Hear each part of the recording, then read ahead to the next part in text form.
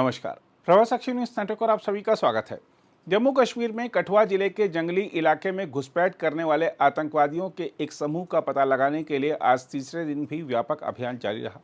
हम आपको बता दें कि पुलिस महानिदेशक नलिन प्रभात के नेतृत्व में यह अभियान रविवार शाम को हीरानगर सेक्टर में सुरक्षा बलों और एक पौधशाला में छिपे आतंकवादियों के बीच मुठभेड़ के बाद शुरू किया गया था।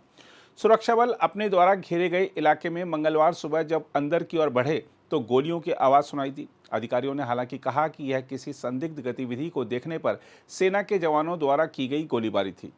अधिकारियों ने बताया कि सेना हेलीकॉप्टर से भी इलाके पर नजर रख रही है। इस बीच भारी हथियारों से लैस कमांडो, श्वान दस्ते, ड्रोन और मानव रहित हवाई यान सहित सेना की संयुक्त टुकड़ियां इलाके में छिपे आतंकवादियों की तलाश जारी रखे हुए हैं।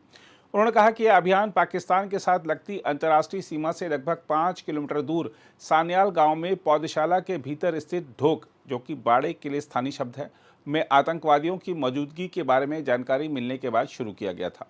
अधिकारियों ने बताया कि विशेष अभियान समूह के एक पुलिस दल ने सूचना मिलने के बाद तलाश अभियान शुरू किया और जब पुलिसकर्मी क्षेत्र में दाखिल हुए तो आतंकवादियों ने गोलीबारी शुरू कर दी, जिसके बाद भीषण मुठभेड़ शुरू हो गई जो आधे घंटे से अधिक समय तक जारी रही।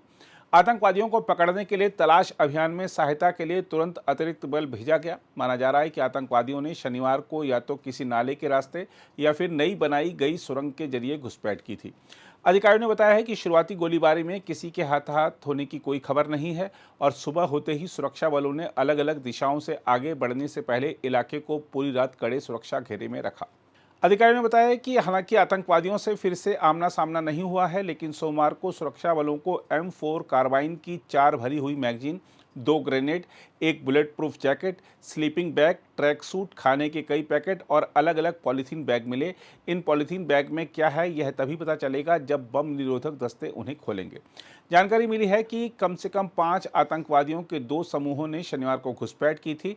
इस बीच स्थानीय ग्रामीणों ने घेराबंदी के बाहरी क्षेत्र में सुरक्षा कर्मियों और मीडिया कर्मियों के लिए सामुदायिक भोजन की व्यवस्था की है। अधिकारियों के अनुसार पौधशाला में लकड़ियां इकट्ठा करने गई कुछ महिलाओं ने आतंकवादियों को देखा था और बताया था कि उनकी यानी आतंकवादियों की संख्या 5 है। इस बीच 7 वर्षीय बच्ची की बाह में एक गोली लगने के कारण वह मामूली रूप से घायल हो गई और उसे स्थानीय अस्पताल में भर्ती कराया गया है। गांव की निवासी अनिता देवी ने बताया है कि भारी हथियारों से लैस आतंकवादियों ने उनके पति को उस समय पकड़ लिया जब वे लकड़ियां एकत्र करने के लिए पौधशाला गए थे। अनिता देवी ने कहा, आतंकवादियों ने मेरे पति को हथियारों के बल पर बंधक बना लिया और मुझे भी पास आने को कहा, लेकिन मेरे पति ने मुझे भागने का इशारा किया और मैं भागने लगी। आतंकवादियों में से एक ने मुझे रोकने की कोशिश की, लेकिन मैं चिल्लाने लगी, जिससे घास काट रहे 2 और लोगों का ध्यान उनकी ओर गया।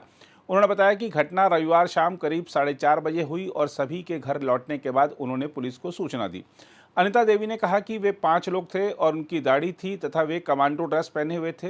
बहरहाल आइए देखते हैं इस सर्च ऑपरेशन को लेकर स्थानीय लोग क्या कह रहे हैं। हाँ सर, 2 दिन से चल रहा है अभी, तो अभी कुछ पता नहीं चल रहा है। कल थोड़ा सामान मिला था उनका और आज सुबह 7 बजे भी कोई सुबह का 15-20 राउंड फायर हो चुका है अभी तक।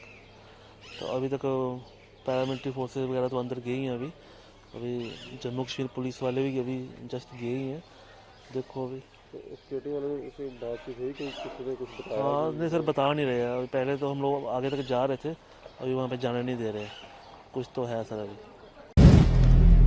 अगर आप भी लेना चाहते हैं देश दुनिया की तमाम जानकारी तो आज ही सब्सक्राइब करें हमारे चैनल को। साथ ही नीचे दिए बेल आइकन को जरूर दबाएं ताकि हर अपडेट आप तक पहुंच सके।